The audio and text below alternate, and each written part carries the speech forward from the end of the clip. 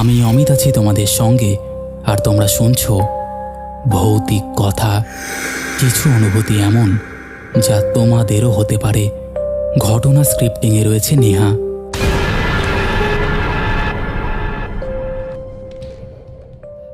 Welcome back. কেমন আছো বন্ধুরা? সকলকে প্রথমে হ্যাপি নিউ ইয়ার। তোমাদের নতুন বছর অনেক ভালো কাটুক, অনেক সুস্থভাবে কাটুক, এটাই কামনা করব। ডিসেম্বর মাস শেষ, অর্থাৎ 25শে ডিসেম্বর থেকে আমাদের পিকনিকের আয়োজন শুরু হয়ে গেছে। চারিদিকে শুধু পিকনিক আর পিকনিক। এই সময়টা খুব ভালোই লাগে, তাই না? তো তোমরা কে কে পিকনিক করেছো বা কারা করতে যাবে বা করবে অবশ্যই কমেন্ট করে জানিও। তো আজকে তোমরা 3টে ঘটনা শুনবে। 3টে ঘটনায় দারুণ, যেরকমটা হয় আজকেও দারুণ লাগতে চলেছে। তাই একদম কথা বাড়াবো না, সরাসরি চলে যাব আজকের প্রথম ঘটনাতে।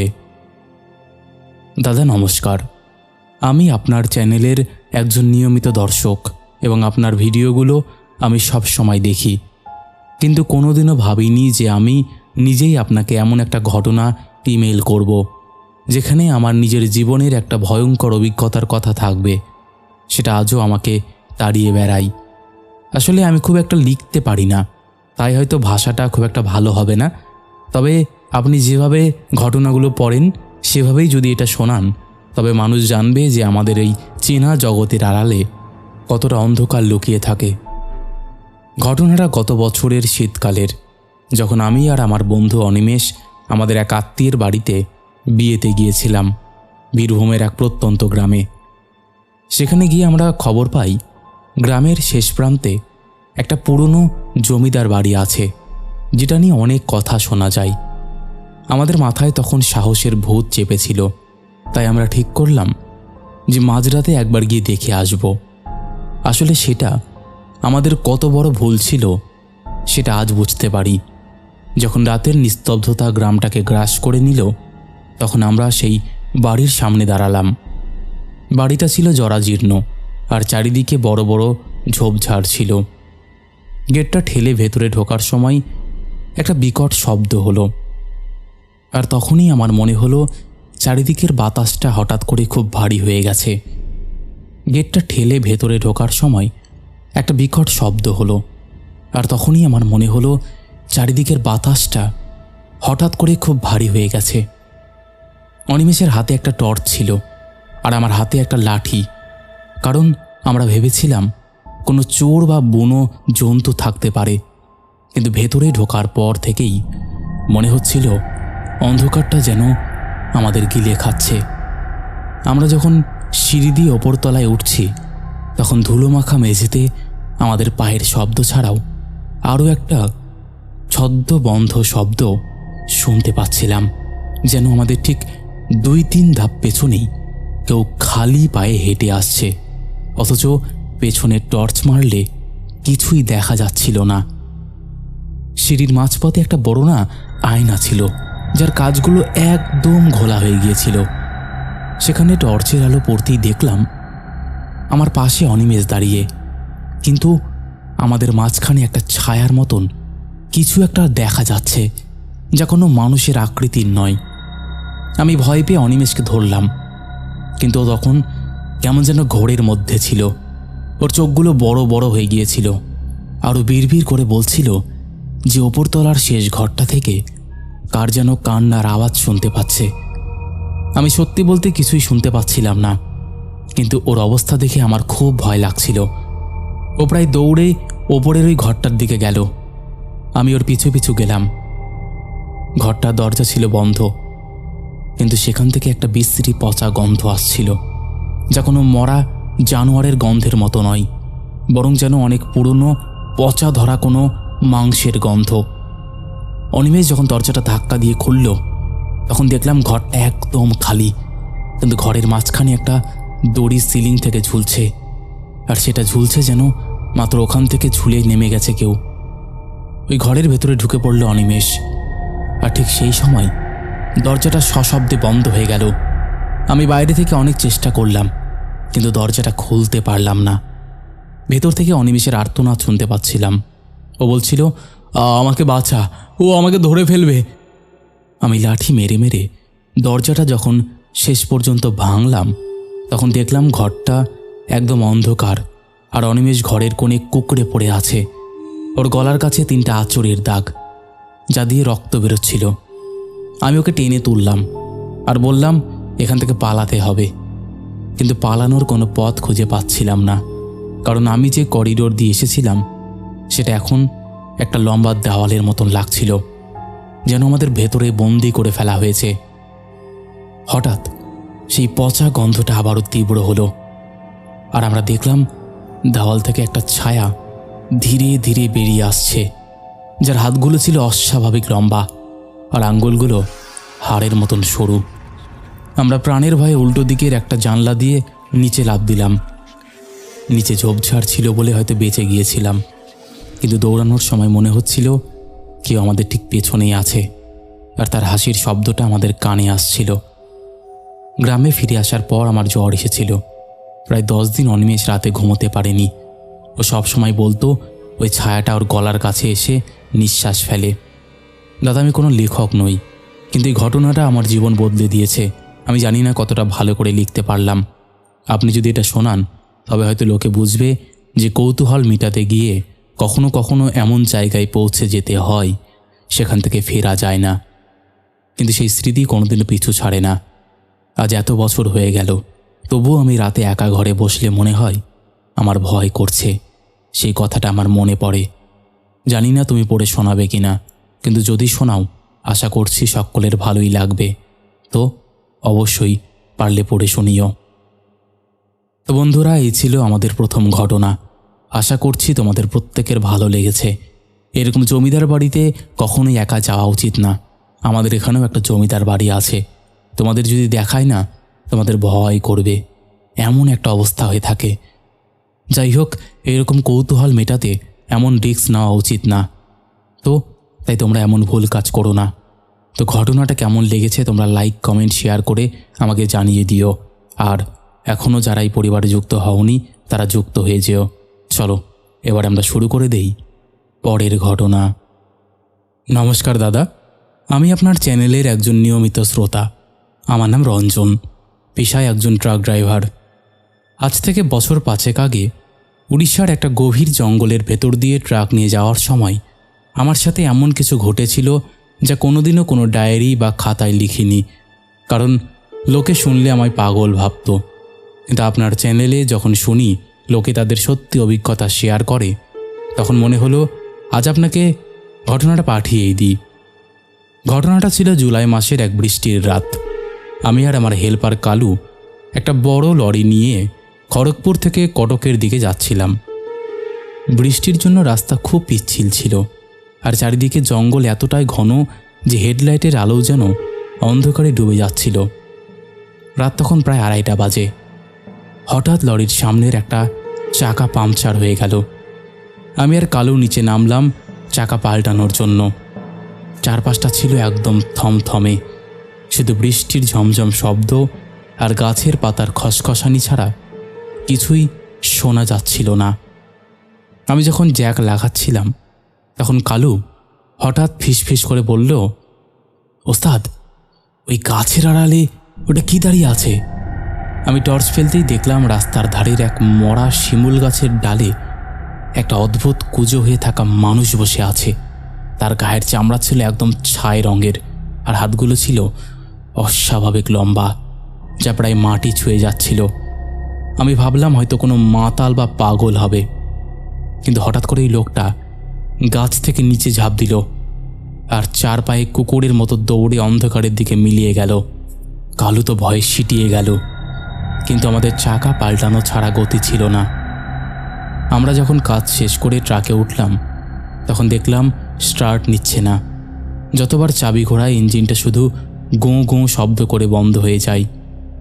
ঠিক সেই সময় আমি লক্ষ্য করলাম আমাদের ট্রাকের উইন্ডস্ক্রিনের ওপর খুব সরু লম্বা লম্বা আঙুলের ছাপ পড়ছে, যেন কেউ বাইরে থেকে কাঁচটা ঘষছে, অথচ বাইরে কেউ নেই। হঠাৎ ট্রাকের ওপরের ডালা থেকে একটা বিকট শব্দ হলো।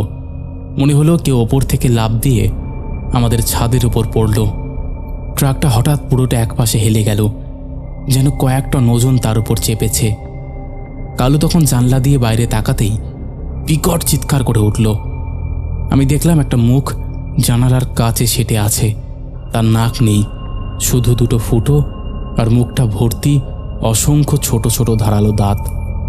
সে তার লম্বা জিভ দিয়ে কাঁচটা চাটছে, আর তার লালাগুলো অ্যাসিডের মতন কাচের ধোয়া তুলছে। আমি কোনো মতে ট্রাকটাকে স্টার্ট দিলাম আর পাগলের মতো এক্সিলেটারে পা দিলাম। ট্রাকটা যখন চলতে শুরু করলো, আমি রিয়ার ভিউ মিররে দেখলাম যে ওই জিনিসটা একা নয়, ওইরকম আরও 5-6টা ছায়া অন্ধকার থেকে বেরিয়ে ট্রাকের পেছনে দৌড়াচ্ছে। আর তাদের দৌড়ানোর ধরন ছিল একদম পৈশাচিক। তারা মানুষের মতো নয়, বরং সরীসৃপের মতো এঁকে বেঁকে রাস্তার উপর দিয়ে আসছিল। প্রায় 10 কিলোমিটার যাওয়ার পর আমি যখন একটা ধাবার আলো দেখতে পেলাম, তখন এই জিনিসগুলো বনের ভেতরে ঢুকে গেল। ধাবায় থামার পর আমি যখন ট্রাকের পেছনে গেলাম, তখন দেখলাম লোহার ডালাটা এমনভাবে দুমড়ে মুচড়ে গেছে যেন কোনো দানব হাত দিয়ে সেটা ছিঁড়তে চেয়েছিল। ধাবার মালিক আমার মুখ দেখে সব বুঝতে পেরে বলল, বাবু, এই জঙ্গলের এই রাস্তাটা অভিশপ্ত। এখানে মাঝে মাঝে খনি থেকে নির্গত কোনো বিষাক্ত গ্যাসে মানুষ মারা যায়, আর তারা নাকি এরকম জানোয়ারে পরিণত হয়। কিন্তু দাদা, সবচেয়ে ভয়ঙ্কর বিষয় কি জানো? বাড়ি ফেরার পর আমি যখন ট্রাকটা ধুতে গেলাম, তখন ট্রাকের চাকার খাঁজে একটা মানুষের কাটা কান আটকে থাকতে দেখলাম, যা পচে নীল হয়ে গিয়েছিল। যাই হোক, সেদিনের পরে আমি ভেবেছিলাম হয়তো সব বিপদ কেটে গেছে, কিন্তু আসল বিপদ যে আমার ট্রাকের সঙ্গেই আমার শহর পর্যন্ত পৌঁছে গেছে, সেটা আমি ঘুণাক্ষরেও বুঝতে পারিনি। যখন আমি নিজের শহরে গ্যারেজে ট্রাকটা ঢোকালাম, তখন রাত প্রায় 12টা বাজে। কালু তাড়াতাড়ি করে বাড়ি চলে গেল, কারণ ওর শরীরটা খুব একটা ভালো ছিল না। আমি যখন গ্যারেজের গেটে তালা মারছিলাম, তখন হঠাৎ আমার মনে হলো ট্রাকের পেছনের চাকার ওখান থেকে একটা খস খস শব্দ হচ্ছে, ঠিক যেমনটা ওই জঙ্গলে শুনেছিলাম। আমি ভাবলাম হয়তো কোনো বেহরিশ কুকুর বা বিড়াল হবে, তাই আমি ভ্রুক্ষেপ না করে নিজের কোয়ার্টারের দিকে হাঁটতে শুরু করলাম। কিন্তু সারাটা রাস্তা আমার মনে হচ্ছিল আমার ঠিক 10-12 হাত পেছনে কে একজন 4 হাত পায়ে হেঁটে আসছে, আর তার নিঃশ্বাসের শব্দটা ছিল অস্বাভাবিক রকমের ভারী। আমি যখন ঘরে ঢুকে দরজাটা বন্ধ করলাম, তখন ঠিক 2 মিনিটের মাথায় আমার দরজায় কেউ একজন খুব জোরে নক দিয়ে আঁচড়াতে শুরু করলো। মনে হচ্ছিল কেউ যেন দরজাটা নক দিয়ে আঁচড়ে ছিঁড়ে ফেলতে চাইছে। আমি ভয়ে খাটের এক কোণে লাঠি নিয়ে বসলাম, আর কিছুক্ষণ পর শব্দটা থেমে গিয়ে আমার জানলার দিকে চলে গেল। আমার ঘরটা ছিল একতলায়, তাই জানালার পাল্লাটা খুব নিচু ছিল। আমি দেখলাম জানালার কাচের ওপাশে সেই বিভৎস মুখটা, যা আমি ওই রাতে ট্রাকে দেখেছিলাম। সেটা এখন আরও ভয়ঙ্কর লাগছে, কারণ ওর চোখ দুটো এখন টকটকে লাল হয়ে আছে। ও জানলার গ্রিলটা হাত দিয়ে টেনে বাঁকিয়ে দেওয়ার চেষ্টা করছিল, আর আমার নাম ধরে খুব অস্ফুট স্বরে রাখছিল। আমি চিৎকার করে পাশের ঘরের লোকটাকে ডাকতে চাইলাম, কিন্তু অবাক হয়ে দেখলাম আমার ঘরটা যেন এক মায়াবী অন্ধকারে ঢেকে গেছে, আর আমার আওয়াজ ঘরের বাইরে যাচ্ছে না। হঠাৎ ঘরের কোণে থাকা আলমারিটা নিজে থেকেই খুলে গেল, আর তার ভেতর থেকে সেই পচা নীল হয়ে যাওয়া কাটা কানটা বেরিয়ে এলো, যেটা আমি ট্রাকের চাকায় দেখেছিলাম। ওই কানটা থেকে চুইয়ে চুইয়ে কালো রক্ত মেঝের উপর পড়ছিল, আর মেঝেটা ফুটতে শুরু করেছিল। আমি বুঝতে পারলাম এই জানোয়ারটা কোনো সাধারণ না, এটা এক পৈশাচিক প্রেতাত্মা, যা রক্ত আর মাংসের নেশায় আমার পিছু নিয়েছে। আমি কোনো মতে আলমারির উপরে রাখা আমার ইষ্টদেবের ছবিটা আঁকড়ে ধরলাম, আর জোরে জোরে মন্ত্র জপ করতে শুরু করলাম। ঠিক তখনই জানলার গ্রিলটা মরমর করে ভেঙে পড়ল, আর সেই পৈশাচিক পিশাচটা আমার ঘরের ভেতরে ঢুকে এলো। আমার হাতে থাকা ছবির ফ্রেমটা ওর দিকে বাড়িয়ে ধরতেই একটা যন্ত্রণার চিৎকার শোনা গেল, আর সেই জিনিসটা হঠাৎ করে পালিয়ে উধাও হয়ে গেল। পরের দিন সকালে যখন আমার খোঁজ না পেয়ে পাড়ার সবাই দরজা ভাঙল, তখন তারা দেখল আমি ঘরের এক কোণে জ্ঞান হারিয়ে পড়ে আছি, আর আমার জানলার লোহার গ্রিলটা এমনভাবে বাইরে থেকে দুমড়ে দেওয়া হয়েছে যা কোনো মানুষের পক্ষে করা অসম্ভব। সবচেয়ে আশ্চর্যের বিষয় হলো ওই গ্যারেজে রাখা আমাদের ট্রাকটার টায়ারগুলো সব গলে গিয়েছিল, আর ভেতরে ড্রাইভিং সিটে সেই পচা নীল রঙের আরও অনেকগুলো মানুষের টুকরো পড়েছিল। আমি ওই কাজ ছেড়ে দিই আর এই ট্রাকটা বিক্রি করে দিই। কিন্তু দাদা, আজও আমি রাতে একা ঘরে শুলে আমার মনে হয় বিছানার নিচ থেকে কেউ একজন 4 হাত পায়ে বেরিয়ে আসবে। সেটা আমি এখনও বলতে পারিনি। সেই অভিশপ্ত ছায়াটা আজও আমার স্মৃতিতে এমনভাবে আটকে আছে যে আমি অন্ধকারে নিজের ছায়াটা দেখলেও চমকে উঠি। তো দাদা, এই ছিল ঘটনা। যদি তোমার মনে হয় ঘটনাটা পড়ে শোনানোর মতন, তাহলে অবশ্যই পড়ে শুনিও। তো বন্ধুরা, এই ছিল আমাদের আজকের ট্রাক ড্রাইভারের জীবনে ঘটে যাওয়া ভয়ঙ্কর ঘটনা বলতে পারো। আশা করছি এই ঘটনাটিও তোমাদের দারুণ লেগেছে। কেমন লেগেছে অবশ্যই জানিও। তোমরাও যদি এমন ঘটনা শেয়ার করতে চাও তাহলে অবশ্যই আমাদের সঙ্গে শেয়ার করতে পারো। আমাদের সাথে কন্ট্যাক্ট করা একদম ইজি। আমাদের হোয়াটসঅ্যাপ নাম্বার থেকে শুরু করে সমস্ত সোশ্যাল মিডিয়ার লিঙ্ক তোমরা ডেসক্রিপশান সেকশানে পেয়ে যাবে। তো আর দেরি কিসের, তোমরা কন্ট্যাক্ট করে নাও। আর একটা কথা, ভৌতিক কথা কোনো রকম অন্ধবিশ্বাস, কোনো রকম কুসংস্কার বা কোনো রকম নেগেটিভিটিকে প্রশ্রয় দেয় না। ভৌতিক কথার কাজ শুধুমাত্র মানুষের জীবনে ঘটে যাওয়া ঘটনা সবার সামনে তুলে ধরা, নচেত আর কোনো উদ্দেশ্য নেই। তাই যারা বিশ্বাস করছো না তারা এগুলোকে এন্টারটেইন হিসেবেই নিয়ে নাও। চলো এবার আমরা শুরু করে দেই পরের ঘটনা। নমস্কার দাদা, আমি আপনার চ্যানেলের একজন নিয়মিত শ্রোতা এবং আমার নাম সুমিত। অনেকদিন ধরেই ভাবছিলাম আপনাকে আমার জীবনের সবচেয়ে ভয়ঙ্কর অভিজ্ঞতার কথাটা একদিন জানাবো, কারণ আমি জানি আপনি এই ধরনের ঘটনা শোনান। আর আমার এই লেখাটা কোনো সাজানো গল্প নয়, বরং একদম সত্যি, যা আমার সাথে ঘটেছিল বছর 2 আগে, যখন আমি একটা বেসরকারি কোম্পানিতে চুরির তদন্তের কাজে ঝাড়খণ্ডের এক প্রত্যন্ত এলাকায় গিয়েছিলাম। সেখানে একটা পুরনো খনি ছিল যা অনেক বছর আগে বন্ধ হয়ে গিয়েছিল। আর সেই খনির পাশেই ছিল কোম্পানির একটা গেস্ট হাউস, যেখানে আমাকে থাকতে দেওয়া হয়েছিল। জায়গাটা ছিল একদম নির্জন, আর চারিদিকে শুধু বড় বড় পাথুরে পাহাড় আর শুকনো গাছপালা ছাড়া কিছুই ছিল না। গেস্ট হাউসের কেয়ারটেকার ছিলেন একজন বৃদ্ধ মানুষ, যার নাম ছিল লক্ষণ কাকা। উনি প্রথম দিনই আমাকে সাবধান করে দিয়েছিলেন যে রাত 10টার পর যেন আমি ঘরের বাইরে না বেরোই, আর ঘরের জানলাগুলো যেন সবসময় বন্ধ রাখি। আমি প্রথমে ভেবেছিলাম হয়তো পাহাড়ি এলাকা বলে কোনো বুনো জানোয়ারের ভয় আছে, তাই ওনার কথা অতটা গুরুত্ব দেয়নি। প্রথম 2 রাত সব কিছু ঠিকঠাকই ছিল, কিন্তু তৃতীয় রাতে যখন আমি ল্যাপটপে কাজ করছিলাম, তখন হঠাৎ করে বাইরে থেকে একটা অদ্ভুত আওয়াজ শুনতে পেলাম। শব্দটা ছিল অনেকটা চেইন বা ভারী কোনো শিকল টেনে নিয়ে যাওয়ার মতন, যা পাথরের ওপর ঘষা খাচ্ছিল। আমি ভাবলাম হয়তো কোনো ট্রাক বা মেশিনপত্র সরানো হচ্ছে, কিন্তু পরক্ষণেই মনে পড়ল যে ওই এলাকায় এখন আর কোনো কাজ হয় না। আমি কৌতূহল সামলাতে না পেরে জানালার পর্দাটা সামান্য সরালাম, কিন্তু বাইরে ঘুটঘুটে অন্ধকার ছাড়া কিছুই দেখতে পেলাম না। হঠাৎ সেই শব্দটা আমার ঘরের ঠিক জানলার নিচেই থেমে গেল, আর আমি শুনতে পেলাম কেউ একজন খুব ভারী গলায় নিঃশ্বাস ফেলছে। সেই নিঃশ্বাস নেওয়ার শব্দটা সাধারণ মানুষের মতন ছিল না, বরং মনে হচ্ছিল কোনো বিশাল বড় জানোয়ারের ফুসফুস থেকে বাতাস বেরোচ্ছে। আমি টর্চটা নিয়ে জানালা দিয়ে নিচে আলো ফেললাম, কিন্তু সেখানে কেউ ছিল না, শুধু ধুলো উড়ছিল। আমি যখন জানালা বন্ধ করতে যাব, ঠিক সেই সময় আমার টর্চের আলোটা পাশের একটা বড় বটগাছের ডালে পড়ল, আর আমি যা দেখলাম তাতে আমার হাত থেকে টর্চটা প্রায় পড়েই যাচ্ছিল।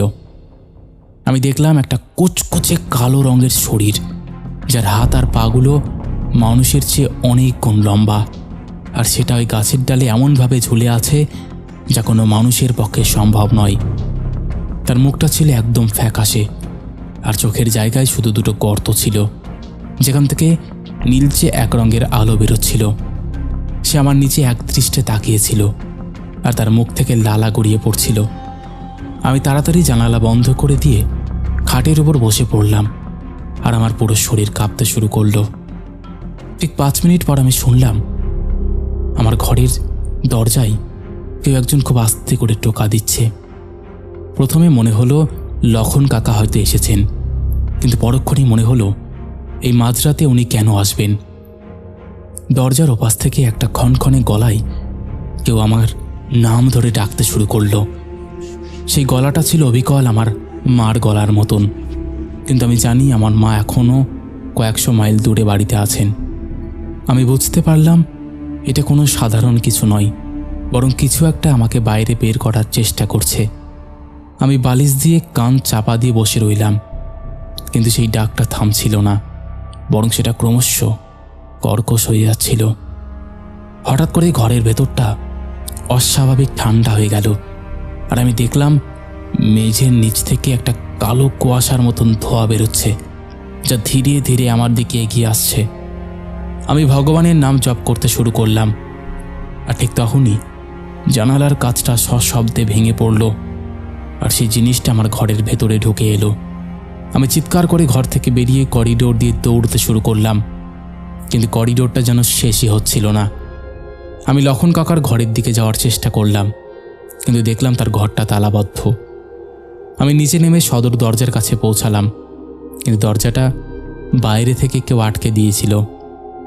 আমি যখন নিরুপায় হয়ে পেছনের রান্নাঘরের দিকে গেলাম, তখন দেখলাম সেখানে লক্ষণ কাকা মেঝেতে পড়ে আছেন, আর ওনার সারা শরীর দিয়ে রক্ত বেরোচ্ছে। উনি শুধু ইশারা করে আমাকে ওপরের দিকে তাকাতে বললেন, আর আমি ওপরে তাকাতেই যা দেখলাম তা দেখে আমার শরীরের রক্ত হিম হয়ে গেল। আমি দেখলাম সেই ছায়াটা সিলিংয়ে মাকড়সার মতন ঝুলে আছে, আর তার লম্বা জিভটা লক্ষণ কাকার দিকে লক লক করছে। আমি আর এক মুহূর্ত ওখানে দাঁড়াইনি। আমি রান্নাঘরের জানলা দিয়ে বাইরে লাফ দিলাম, আর জঙ্গল চিরে মেইন রোড দিয়ে দৌড়তে শুরু করলাম। দৌড়তে দৌড়তে আমি পৌঁছে গেলাম একটা পেট্রোল পাম্পের সামনে। আমি আর কোথাও যাইনি, সারাটা রাত ওই পেট্রোল পাম্পের আলোয় বসেছিলাম, আর ভয়ে আমার হাত পা কাঁপছিল। ভোরের দিকে যখন একটু আলো ফুটল, তখন আমি গ্রামের কয়েকজন লোক আর পুলিশের একটা ছোট্ট দল নিয়ে ওই গেস্ট হাউসে ফিরে গেলাম।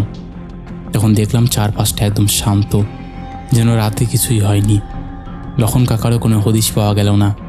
ওনার ঘরটা যেমন তালাবদ্ধ ছিল তেমনই আছে, কিন্তু আশ্চর্যের বিষয় হলো রান্নাঘরের সেই রক্তের দাগগুলো উধাও হয়ে গেছে। সেখানে শুধু কোনো কালো পোড়া ছায়ের মতন কিছু জিনিস পড়েছিল। পুলিশ ভাবল লক্ষণ কাকা হয়তো চোরেদের কবলে পড়ে কোথাও পালিয়েছে, কিন্তু আমার মনের ভেতরে অন্য কিছু বলছিল।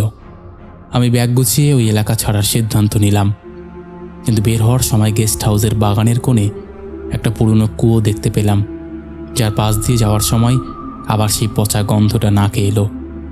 আমি কুয়োর ভেতরে উকি দিতে গিয়ে দেখলাম সেটা শুকনো, কিন্তু তার তলায় সাদা সাদা কিছু একটা পড়ে আছে। পুলিশকে জোর করে নিচে নামাতে রাজি করালাম, আর যখন একটা লোক নিচে নামলো, সে চিৎকার করে অজ্ঞান হয়ে যাওয়ার উপক্রম হলো, কারণ ওই কুয়োর নিচে শুধু লক্ষণ কাকার লাশ ছিল না, বরং আরও 4-5টা পুরনো কঙ্কাল পড়েছিল, যার হাড়গুলো দেখে মনে হচ্ছিল কোনো হিংস্র জানোয়ার সেগুলোকে চিবিয়ে খেয়েছে। এবং লক্ষণ কাকার মৃতদেহটা এমনভাবে দুমড়ে মুচড়ে রাখা হয়েছিল যা কোনো মানুষের পক্ষে করা অসম্ভব।